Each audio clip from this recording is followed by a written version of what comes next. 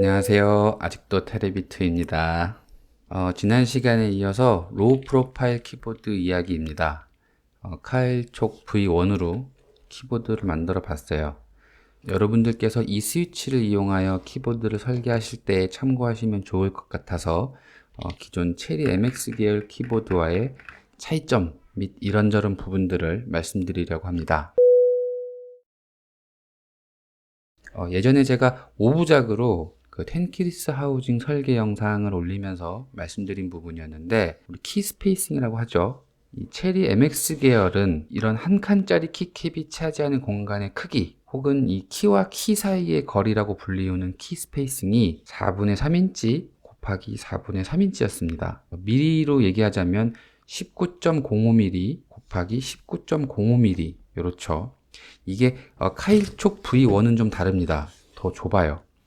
이 카일의 레퍼런스 키캡을 기준으로 키 스페이싱이 가로로 18mm, 세로로 17mm입니다. 물론 본인이 기판을 설계할 때에 19.05mm, 19.05mm를 기준으로 설계하셔도 되겠지만 그럴 때에는 그에 맞는 키캡을 사용해야 되겠죠. 알리익스프레스에서 보면 서드파티에서 만든 카일촉 V1용 키캡을 판매하는 걸 볼 수가 있는데, 거기서 주의하셔야 할 게 그 키 스페이싱이 카일에서 권장하는 요 레퍼런스 키캡에서처럼 권장하고 있는 18mm 곱하기 17mm가 아니라 19.05mm 곱하기 19.05mm를 기준으로 하는 키캡도 있습니다. 어떤 판매자는 그 상세 설명하는 곳에 키 스페이싱 정보를 적어 놓지 않은 곳도 있으니까 반드시 확인하시고 구매를 하셔야 합니다. 내가 기판을 18mm 곱하기 17mm로 설계를 했는데 19.05mm 곱하기 19.05mm 기준인 키캡을 쓰게 된다면 간섭이 일어나서 제대로 체결하실 수가 없겠죠. 다시 카일의 레퍼런스 키캡으로 돌아가서 설계상 여백을 제외한 1U짜리 키캡의 사이즈는 17.50mm 곱하기 16.50mm입니다. 그러니까 옆 키와의 틈새가 0.5mm 밖에 되지 않는다는 건데, 이거는 카일촉 V1이 타건하면서 이 스위치 트위스트가 거의 일어나지 않기 때문에 이렇게 좁게 설계해도 괜찮다라는 것 같습니다. 실제로 키보드를 이렇게 만들어 보면 제작상의 오차 때문에 틈이 거의 없다시피 하는 곳도 있거든요. 근데 뭐 실사용 시에는 다행히 아무런 문제가 없었습니다. 한 가지 단점이라면 키캡 사이의 틈이 너무 좁아서 키캡 뽑을 때 이렇게 와이어로 된 키캡 풀러를 써도 풀러를 좀 집어넣기가 수월치 않다라고 하는 단점이 있습니다. 이런 게 단점이에요. 잠깐만.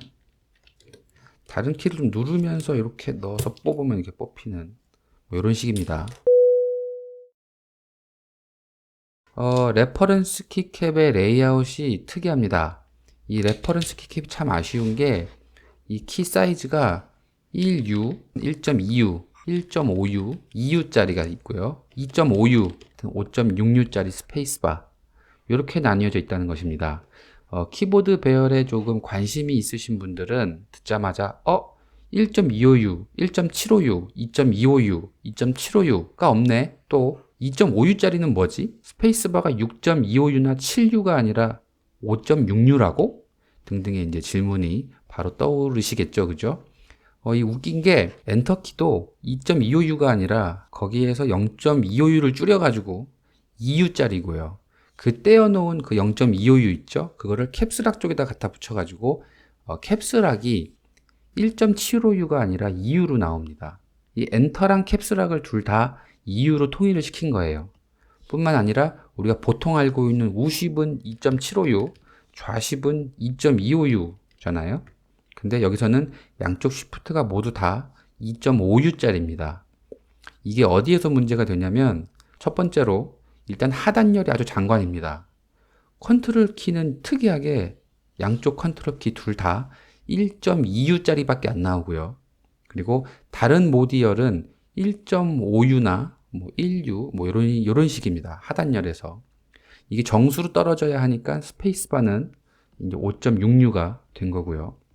그리고 이 Q행과 A행의 어긋남, 이렇게 틀어져 있는 거 있죠. 이렇게 일렬로 내려오지 않으니까 이 어긋남을 우리가 스태거링이라고 하죠. 그죠? 그 스태거링이 없는 걸 우리가 오소리니어 키보드라고 하고, 이 스태거링이 레퍼런스 키캡에서는 0.5U가 어긋나 있습니다. 보통은 지금 보시는 요거처럼 0.25U, 0.25 칸이 어긋나 있는 게 대부분의 키보드들이 그렇죠. 이런 것처럼, 그죠? 0.25U 어긋나 있죠. 여기서 여기는 0.5U 어긋나 있고, 여기서 여기는 0.25U가 어긋나 있고, 또 여기서 여기는 또 0.5U가 어긋나 있죠. 그죠? 이런 식이어야 되는데, 이 카일의 레퍼런스 키캡은 여기서 여기도 0.5U 어긋나 있고, 여기서 여기도 0.5U 어긋나 있고, 여기서 여기도 0.5U 어긋나 있고, 그런 식이었어요. 이게 다른 줄들의 스태거링은 괜찮습니다. 아까 말했던 것처럼 캡스락이랑 엔터를 같은 사이즈로 만들어 놓으면서 좀 생긴 문제? 하여튼 이게 일반적인 타이핑 시에는 적응이 딱히 어려운 건 아닐 것 같긴 한데, 저도 뭐 안 해봤지만, 근데 이게 제가 그렇게 안 만들고 좀 이상하게 만든 이유는 IJKL이나 WASD 이런 거를 이제 방향키로 쓰는 경우에 가뜩이나 원래 방향키처럼 반듯한 요 O 모양 요게 아닌데 더 불편한 쪽으로 벌어져 있게 되니까 전 좀 그게 거슬렸습니다. 그리고 이제 우리가 뭐 이 키보드 하나만 주구장창 치는 것도 아니고 해서 그래서 이렇게 자기 혼자만 스태거링이 좀 유별난 건 바람직하지 않다라고 생각을 했어요. 그리고 세 번째로 캡슐락이 EU가 됐기 때문에 캡슐락에도 지금 요건 아니지만 캡슐락에도 스테빌이 들어갑니다. 그래서 이제 제가 고민을 하다가 이제 요 모양으로 만들게 된 겁니다. 지금 보면은 어쩔 수 없이 이 모디랑 요런 애들 가기는 뭐 거의 맞는 게 없다고 보시면 되겠습니다. 제가 여기서는 사용하지 않았죠. 제가 5.66짜리 스페이스바로 키보드를 만든 건 아니었지만 어쨌든 저는 개인적으로 스페이스바가 짧아서 좋았습니다. 한영 전환할 때 보통 엄지로 이렇게 한영 전환 키를 요쪽을 누르는데 기존 안시 배열에서는 엄지손가락으로 누르기 조금 피곤한 위치에 있다고 생각을 하거든요. 요거 보시면 딱 요 위치인데 이게 이렇게 치다가 이렇게 엄지 제가 이제 국문이랑 영문을 병기해서 문서를 작성하는 일이 많아서 다른 분들보다 조금 더 피곤함을 많이 느꼈을 수도 있겠는데 지금 만들어 놓은 이 키보드는 M자 바로 옆에 있어가지고 이 맥북도 보면은 M자 바로 옆에 있어서 아이고 노트북은 더 괜찮은 게 M보다 0.256칸 지금 보면 오버래핑 되어 있죠. 기본 스프링은 키압이 조금 높습니다. 근데 한 가지 주목해야 될 것은 보통 로우 프로파일 기기식 키보드의 키압이 보통 다 높다, 키압이 좀 세다 라는 소리가 많이 나와요. 이게 제가 볼 때는 아무래도 트래블이 좀 짧아서 그런 것 같은데 이게 MX 계열이랑 1대1로 비교가 안 되는 부분입니다. 그래서 본인이 맞는 키압을 새로 찾으셔야 합니다.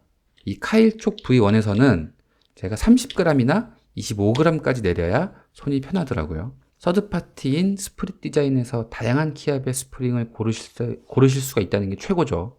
다른 로우 프로파일 스위치들은 아직 제가 없는 걸로 알고 있는데 하여튼 당연하게도 이제 MX 계열의 스프링과는 좀 직경이 달라가지고 호환이 되지 않습니다. 그거 참고하시고요. 저는 이제 비싸서 써보지는 못했지만 이건 엄청난 장점이죠. 핫스왑 소켓이 있어요. 뭐 카일 거니까 뭐 스테빌은 보강판이 없으면 설치가 불가합니다. 기판뿐만 아니라 보강판에도 딱 맞는 컷아웃이 필요하고요. 무보강용 스테빌은 아직 없다 라는 거죠.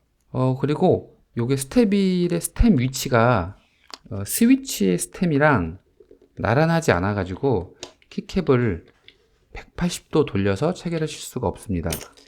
이게 기판 설계하는 사람한테 이게 무슨 의미냐면 스테빌 철심이 지나가는 위치를 내 맘대로 할 수 없다는 뜻입니다. 스테빌 철심은 무조건 스위치 위쪽으로 이쪽으로 지나가야 돼요.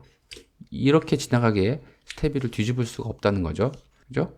조금 축의 차이가 보이시죠? 그리고 이 스테빌은 면봉 모드로 굉장히 잘 잡힙니다.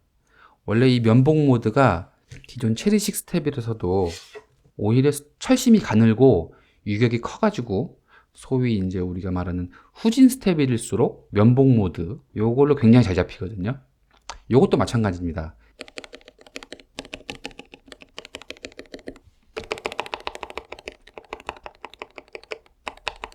다만 투입되는 소매양이 조금만 많아져도 먹먹해지니까 이게 쉽다고는 할 수 없었습니다. 그래도 뭐 괜찮은 방법이 있는 것만으로도 어디예요, 그죠? 이 보강판 하부에도 스테빌 철심 닿는 곳에 이렇게 테이핑을 해줘야 됩니다. 보강판 이야기가 나와서 말인데, 보강판의 두께가 1.2mm로 체리 MX 계열의 보통 1.5mm, 1.6mm 쓰시죠? 그거보다는 얇습니다. 요 카일축 V1의 스위치 도면을 보시면 1.3mm라고 되어 있는 것을 확인하실 수 있습니다. 다행히 이제 이 PCB 만드는 재질인 FR4가 1.6mm짜리도 있고 1.2mm짜리도 있죠, 그죠? 설계는 했는데 어디서 만들어야 될지 난감하다. 그런 게 없죠. 그냥 FR4로 뽑으면 되니까, 그죠? 이게 체리 MX 계열하고는 풋프린트가 다릅니다. 로우 프로파일 스위치 중에 지난번에 보여드린 그 GTMX, 옵테뮤의 스위치를 제외하면 체리 MX 계열하고 로우 프로파일 스위치들하고는 풋프린트가 전부 다릅니다. 심지어는 체리 것끼리도 그래요. 철심이 있는 스위치가 있고 아닌 게 있어요.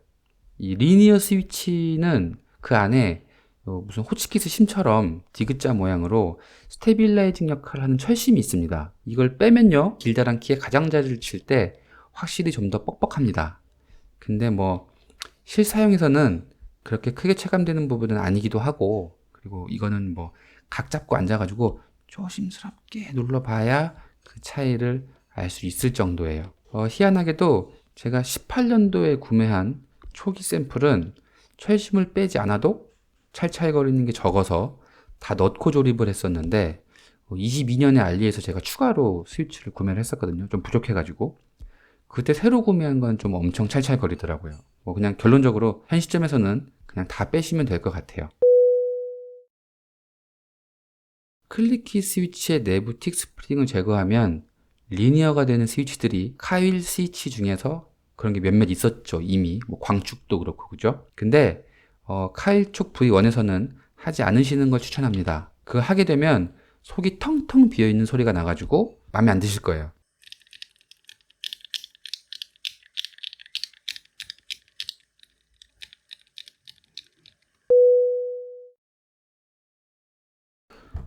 그리고 이 스위치 윤활은 하시는 게 좋겠어요.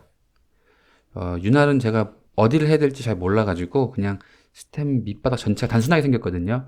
밑바닥 전체를 그냥 해봤는데 당연하겠지만 요 카일축 V1도 윤활을 하시는 게 소리가 훨씬 정갈해집니다. 일단 제가 생각난 대로 정리해 본 것은 여기까지고요. 제가 말씀드린 부분 이외에도 여러분들께서 알고 계시는 팁 같은 게 있으시면 댓글로 남겨주세요. 이 영상이 누군가에게는 도움이 되는 영상이길 바라면서 다음 영상에서 또 뵙겠습니다. 시청해주셔서 감사합니다. 안녕. 테레비투